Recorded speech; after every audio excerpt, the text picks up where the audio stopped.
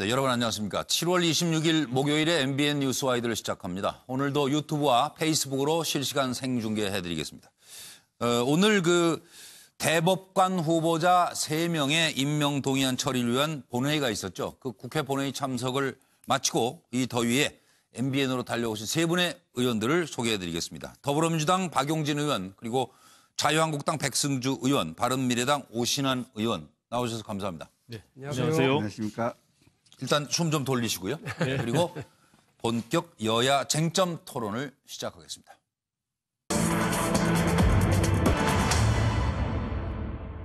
여야 쟁점 토론, 오늘은 고 노회찬 의원이 남긴 것은, 그리고 개헌 문건 내용은 어디 가고 하극상만 벌어지고 있는 상황, 또 청와대 협치 내각에 대한 야당의 입장 등에 대한 이야기를 나눠보겠습니다. 여야 쟁점 토론, 정치자금법, 그리고 기무사 문제, 협치 내각에 대한 입장들을 좀 여쭤보겠는데요. 먼저 노회찬 의원, 20대 총선 준비 당시에 4천만 원을 수수했다 이래가지고 현역 의원이 아니었기 때문에 정치 신인이 합법적 모금이 불가능한 구조 아니냐. 노회찬을 올가맨 정치자금법 문제부터 좀 얘기를 다뤄보도록 하겠습니다. 노회찬 의원의 힘든 선택, 그리고 그가 후배 정치인에게 남긴 것은 무엇이고 정치인에게 돈이란 무엇인지 세 분 의원님들 생각을 여쭤보면서 일단 들어보시죠.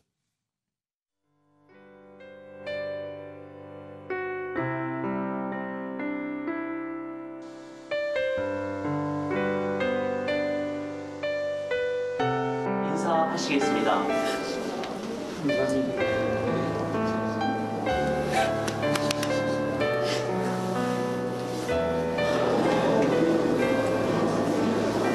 현재 직장에 수용 가는 인원 대비 조금 왼쪽으로 나가시겠습니다. 고인이 되신 노회찬 의원님이 우리에게 남긴 의미와 뜻을 생각하시며 여봐 노회찬이 절대로 잠들지 마라. 썩어문지러진 자본주의 문명을 뒤집어 볼 때까지 끝까지 굽이쳐.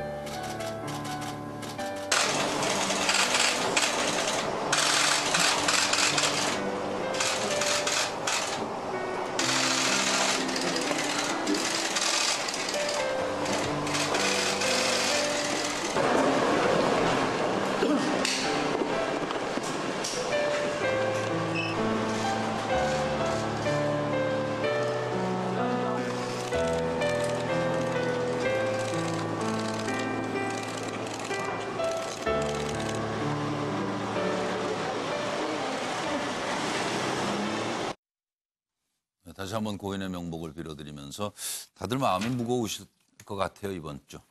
박 의원부터 답을 좀 주십시오. 노회찬 의원하고 진보정당, 민주노동당 처음 만들 때요. 예, 그때 이제 97년 대통령 선거, 98년, 99년 이렇게 쭉 같이 시작을 해서 민주노동당 만들고 원내 진출까지 성공시키는 데 같이 했었던 기억 때문에 약간 지난 며칠 동안 좀 마음이 그래요. 여러 가지 손에 일도 손에 잘 안 잡히고요. 근데 이번에 노회찬 의원 이렇게 비극적인 일이 있고 나서 많은 분들이 정치자금법에 대해서도 얘기를 많이 하시는데 저는 이제 조금 더 넓게 보면 노회찬 의원의 길은 정치 개혁의 길이었다는 말씀을 드리고 싶습니다. 아무것도 없었고 그야말로 삼김이 장악하고 있는 보수 정치가 장악하고 있는 상황에서 이렇게 밑으로부터의 당비를 걷어서요. 그 당시 그랬죠. 돈 10,000원을 내는 당원 이렇게 해서 모아가지고 3,000명으로 모아가지고 시작을 해서 어려운 과정을 이렇게 해왔었거든요. 그거 자체가 저는 정치 혁명이었다고 봐요. 그렇게 해서 당을 만들고 지역주의로부터 벗어나 있고 또 어떤 금권으로부터 벗어나 있는 진보정당을 원내 진출시킨 것도 대단한 역사였다고 생각을 하고요. 제가 이분에게 처음 들었던 말인데 지금도 우리가 과제입니다. 98년에 처음 이렇게 자료를 가져와서 우리끼리 세미나를 했는데 독일식 정당 명부 비례대표제 말도 어렵죠. 연동형 비례대표라고 얘기를 하는데 국민들이 50% 지지하면 의석수는 50%를 그 당에 주는 거예요. 네. 국민들이 3%만 지지하면 3%만. 근데 우리 정치는 이른바 소선거구 제도로 그냥 승자 독식 각 이렇게 지역마다 해버리잖아요. 1등만 그렇습니다. 그래서 배출다는 심지어는 한 45%의 지지를 받은 정당인데도 불구하고 네. 국회의석은 60%가 넘는 경우들이 생기고요. 네. 정당 지지가 10%인데도 불구하고 국회의석은 3%, 4%밖에 되지 않는. 처처에서 2, 3등만 네, 했어요. 민의가 왜곡되는 경우. 네, 네, 네. 어떤 때는 저희 민주당이 그거를 주장했는데 네. 자유한국당이 반대해서 못하고요. 어떤 때는 자유한국당이 하자고 그러는데 주저하다가? 민주당이 좀 주저주저해서 못하는 경우가 많습니다.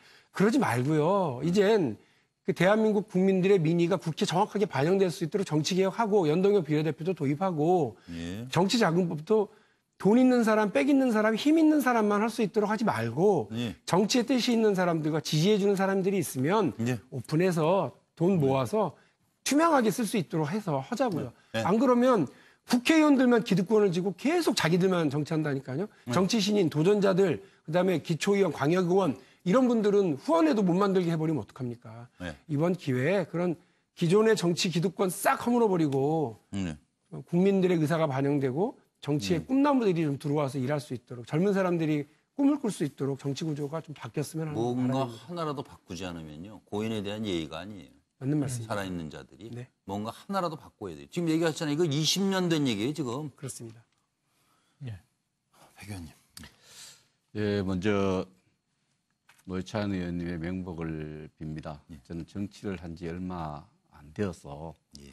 노회찬 의원님과 같이 대화를 나누거나 같이 상임위원회 활동하는 일이 없어서 특별하게 개인적인 어떤 그건 없습니다만 정말 치열하게 살아오신 분이다. 저는 그렇게 생각을 하고 있고요. 네. 또 그 치열하면서도 항상 힘이 없는 쪽 이런 쪽에서 하나의 그 정치를 하신 분이고 계속해서 이게 아시아무 클린한 이미지 예, 아주 그런 이미지 또 바람이라는 이미지를 갖고 있기 때문에 그것이 흠집이 나야 되는 그런 어려운 상황에서 이런 극단적인 선택을 하지 않았나 이렇게 예, 생각을 합니다. 그래서 그런 측면에서 우리 존경하는 박용진 의원이 이야기했지만 그렇게 바른 길을 살아온 정치 또 일관성을 유지하려고 했던 그런 모습들은 후배 정치인들이 좀 따라가야 될 어떤 그런 모습이 아닐까 이렇게 생각을 합니다. 어쨌든 이런 극단적인 선택에 대해서는 가족들 다시 한번 위로를 보냅니다. 네. 오신환 의원님. 네. 말씀 주십시오. 저 자료 화면을 보니까 가슴이 참 먹먹하네요. 그러니까요. 제가 얼마 전까지만 해도 제가 같은 법사위에서 2년 동안 의정 활동을 했거든요. 그럼 이제 바로 앞에 상임위가 같으면 자주 보시는 거잖아요. 얼마 전까지 예, 예. 바로 옆에 자리를 하셨는데 정말 안타까움을 금할 길이 없고요. 후배 정치인으로서 굉장히 이 모범적인 의정 활동을 하셨기 때문에 많이 보고 또 따라왔던 지난 2년이었습니다. 예. 저희에겐 좀 큰 울림을 주시고 예. 뭐 정당은 달랐지만요. 예. 굉장히 진영에 파묻히지 않고 예. 굉장히 합리적인 기준을 세워서 그 대안들을 제시했던 그런 의정 활동을 하셨던 분으로 기억하고요. 예. 특히 노동자와 약자의 편에서 그들을 대변했던 그 모습들 아직도 눈에 선합니다. 노회찬 의원님이 남기고 간 그런 여러 가지 업적들을 또 정치인의 후배로서 또 정당은 다르지만 그런 부분들을 배워가면서 의정활동을 하겠다 이렇게 생각을 하고요. 특히 아까 박용진 의원님 얘기하셨는데 구조적으로 모순된 정치자금에 대한 여러 가지 제도들을 차제에 좀 개선할 수 있는 정개특위에서 논의를 할 겁니다. 그래서 그런 부분들도 개선하고 다시는 이런 불행한 역사가 반복되지 않기를 그러는 바람입니다. 이제 아까 백 의원도 얘기하셨습니다만 사실 뭐 특별한 인연이 없는 그렇게 살아왔지만 많은 시민들이 조문 행렬을 이어가고 있다는 것은 엄청나더라고요. 대단한 의미가 그렇죠. 있는 거예요. 제가 3일 연속 어제까지 3일 계속 갔었거든요. 예. 근데 이제 첫날은 다들 황망하니까 뭐 정신이 없었는데 둘째 날 갔는데 줄을 끝없이 줄이 엄청 쓰기 시작하더라고요. 예, 예.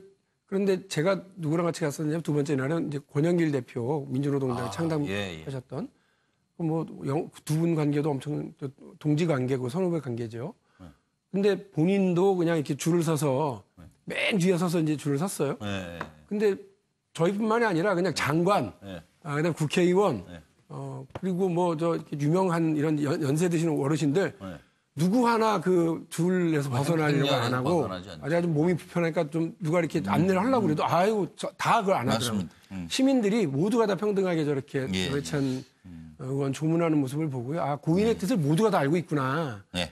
정말 뭐라고 그럴까 먹먹했어요. 먹먹하기도 하고 보기 좋기도 한 그런 조문 행렬이었습니다. 저는 아까 추모드린 말씀만 드렸는데 우리 정치를 하는 입장에서 보면은 우리 산업화 되는 과정에서 새로운 노동자 근로자가 나왔지 않습니까? 이분들의 어떤 정치적인 열정, 정치적인 요구 이런 부분들을 우리 제도 정치의 틀로 끌어들이려는 어떤 신념을 갖고 또 끌어들이는데 일종의 성취를 했던 그런 부분들을 우리가 정치 사적으로 정치학적으로 굉장히 높이 평가해야 되지 않냐 저는 그런 생각을 갖고 있습니다. 그런 사후의 평가가 조금 더 좀 그런 작업이 있어야 될 것 같아요. 제가 봐왔던 그 2년 동안의 모습은요. 사실은 굉장히 치열하면서도 어찌 보면은 엄혹한 이 정치를 쭉 살아오시면서 그럼에도 불구하고 본인은 굉장히 감성적인 분이에요. 위트도 있으시고 또 문학적 감성 또 문화예술적인 또 감성도 있기 때문에 첼로 하셨다는 거 아니에요? 첼로가 이 심장하고 제일 가까운 악기라는 거예요. 그러니까. 작곡도 하시고 노래도 하시고 그런 모습들 보면 아 정치가 이게 단순히 머리로만 해서 되는 문제는 아니구나 이런 생각을 좀 깊이 하면서 그런 감성적 터치 많이 그립습니다. 그러니까요. 세 분이 지금 당이 다르잖아요. 그러니까 뭐 지금 몇 대 국회죠? 20대 국회입니다. 20대? 남은 기간 아직도 뭐 좀 있잖아요. 뜻을 잇겠다. 그래가지고 뭔가 정치자금법 관련해서 한 걸음이라도 진전하도록 약속을 하고 가시죠. 그렇게 하실 거죠? 예, 전 그렇게 해야 된다고 봅니다. 의견도. 저 소수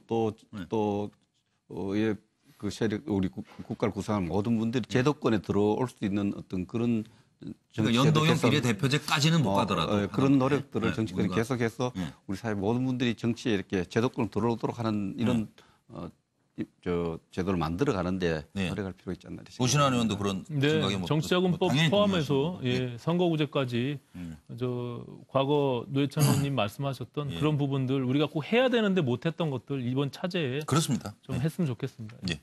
그래서 제가 시청률을 잘 안 나오는데 자꾸 모시는 이유는 죄송합니다. 잘해보라고. 시청률을 희생하면서까지 모시는 이유는 이런 약속을 하고 그리고 뭐 저도 언제까지 할지는 모르지만 그래도 보자고요. 언젠가 여기서 뭐 허언을 하고 가시진 않았구나 이 세 분이. 그래도 남은 기간 동안 열심히 그래서 노회찬 의원의 정신과 가치관과 그 책임지려는 자세를 본받으려 했던 의원들이었다라고 기억되시길 바라고